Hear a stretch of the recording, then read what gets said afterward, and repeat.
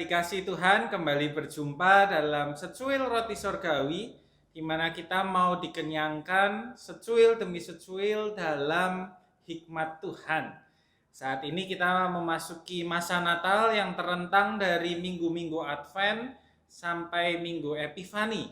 Nah, dalam masa Natal ada banyak tradisi, simbol-simbol yang ada, dan kita perlu mengerti tujuan dan maknanya secara lebih dalam, supaya tidak sekedar menjadi aktivitas atau ornamen yang kosong tanpa makna, melainkan menjadi sesuatu yang kita hayati dan menjadi berkat di dalam kehidupan beriman kita.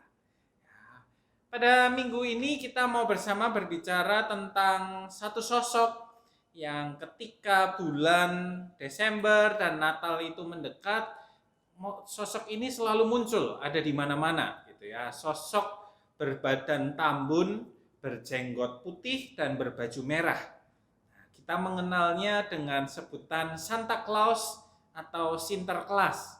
Sinterklaas sendiri ini berasal dari tradisi dan bahasa Belanda sebenarnya.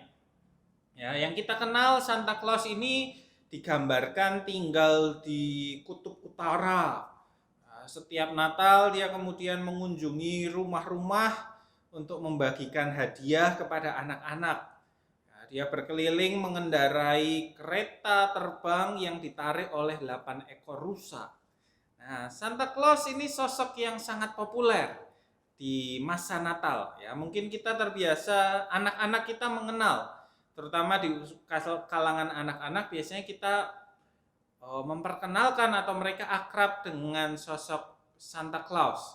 Ya, di dalam dekorasi, di dalam gambar-gambar yang bertema Natal, nuansa Natal, seringkali sosok Sinterklaas ini yang terdepan, yang dimunculkan. Nah, sesungguhnya dari manakah asal sosok fiksi ini? Gitu ya. Kita tahu Natal sebenarnya berbicara tentang kelahiran Kristus. Dan di dalam Alkitab tidak ada tokoh Santa Claus. Lalu dari manakah munculnya tokoh Santa Claus ini? Saudara-saudaraku, sosok Santa Claus ini sebenarnya berdasarkan seorang tokoh nyata. Seorang santo yang bernama Nikolas yang hidup pada abad ketiga di kota Myra, sebuah kota Romawi di wilayah Turki sekarang. Ya, katanya dia dilahirkan dari keluarga yang kaya dan ketika orang tuanya meninggal, dia menerima warisan dari orang tuanya, dia memilih untuk membagi-bagikannya kepada orang-orang miskin di kotanya. Dan setiap waktu dia rutin untuk memperhatikan orang-orang yang berkekurangan di kotanya. Nah, salah satu kisah yang terkenal yang menarik tentang Santo Nikolaus ini adalah ketika dia melihat ada sebuah keluarga, seorang ayah dengan 3 putrinya.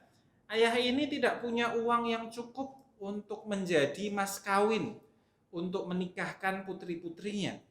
Nah, bahkan dikatakan di dalam cerita itu, ayah ini khawatir putri-putrinya ini harus terancam untuk harus menjual diri di dalam prostitusi karena mereka nggak punya uang. Nah, Santo Nikolaus yang mendengar itu, yang melihat peristiwa itu, kemudian dia berbelas kasih. Nah, kemudian ceritanya dia secara sembunyi-sembunyi karena nggak ingin diketahui gitu ya. Dia sembunyi-sembunyi mendekati rumah itu, kemudian melalui sebuah jendela yang terbuka, dia melemparkan satu kantung berisi emas, cukup untuk membiayai pernikahan seorang putri. Gitu, ya. Nah, hal ini dilakukannya selama 3 hari berturut-turut untuk 3 orang putri, sampai akhirnya ayah ini kemudian bisa menikahkan putri-putrinya dan mereka bisa membangun keluarga yang bahagia. Dan di situ akhirnya semua bersukacita.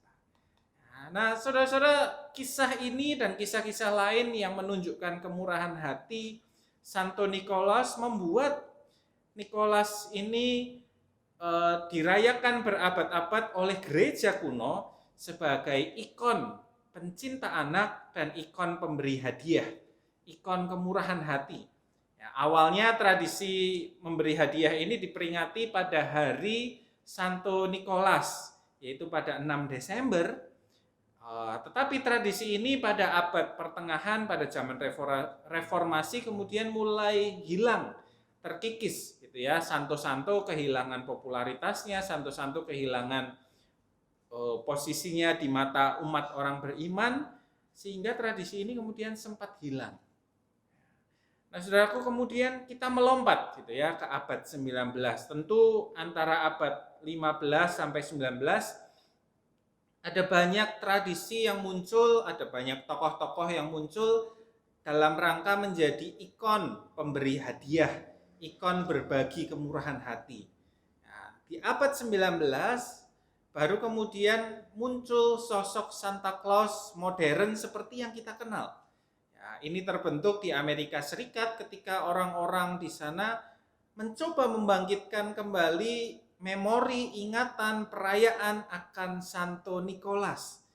Sosok ini kemudian karena ada berbagai cerita, puisi yang dibuat, melahirkan sebuah mitologi tentang Santa Claus.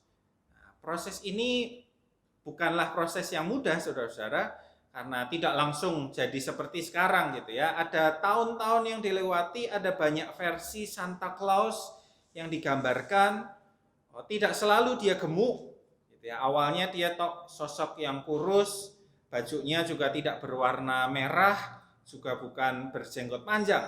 Tetapi seiring berjalannya waktu, sosok itulah yang kemudian melekat dan menjadi gambaran yang terus menjadi standar sampai sekarang. Nah, saudara, tentu kita mungkin bertanya-tanya, bolehkah orang Kristen akrab dengan sosok Santa Claus? Ataukah kita harus melarang kehadiran Santa Claus di dalam masa Natal kita? Melarang kehadiran Santa Claus diperkenalkan di dalam anak-anak kita? Gitu ya. Saya kira saudara-saudara, ini bukan soal boleh atau tidak, tetapi bagaimana kita memakai kehadiran sosok Santa Claus. Kita harus menyadari dia adalah sebuah sosok fiksi, fantasis belaka. Jangan kita membohongi atau membodohi anak-anak dengan berkata Santa Claus itu beneran ada. Tetapi dia hanyalah sebuah tokoh. Tetapi tokoh ini mau mengajarkan hal apa? Bisakah tokoh Santa Claus menjadi pintu masuk untuk kita berdialog tentang Allah? Oh, anak-anak pasti senang ya menerima kado, menerima hadiah, mainan dan lain sebagainya dari sosok misterius yang baik hati. Nah, tahukah Anda bahwa ada sosok yang lebih baik hati? Tahukah anak-anak ada sosok yang lebih luar biasa lagi memberikan hadiah? Yaitu siapa? Siapa itu? Allah. Allah yang memberikan manusia keselamatan melalui Yesus yang sesungguhnya lahir dan dirayakan pada Natal. Jadi sosok Santa Claus tidak serta-merta harus kita tolak, tetapi biarlah melaluinya kita mungkin ditolong. Bagaimana anak-anak memahami makna hadiah spesial yang diberikan Allah. Dan biarlah itu yang selalu menjadi fokus utama, menjadi ingatan yang terbaik bagi kita ketika kita merayakan Natal. Kiranya Tuhan memberkati kita semua.